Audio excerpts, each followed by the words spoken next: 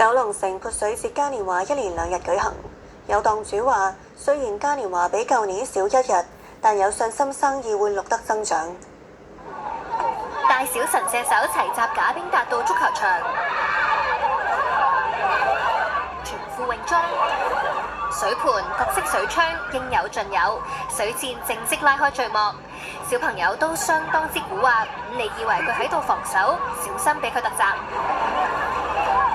好玩啊！俾人塞晒，又買咗支60蚊嘅槍，但係就冇乜用咯。我都係覺得用呢個盤 OPD。點解啊？因為咧可以直接一下坐落人度咯，好玩咯！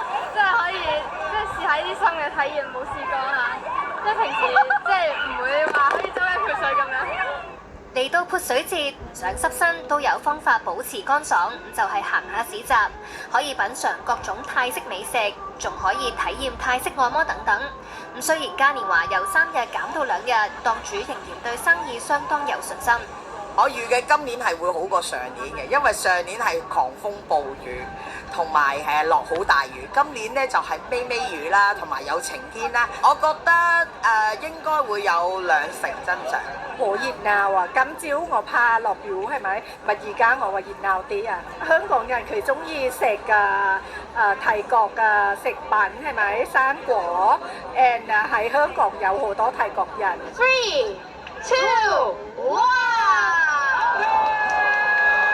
民政及青年事務局長麥美娟出席開幕禮致辭嘅時候話，希望透過活動深化文化交流，並帶動周邊食肆同埋商店消費，促進地區經濟。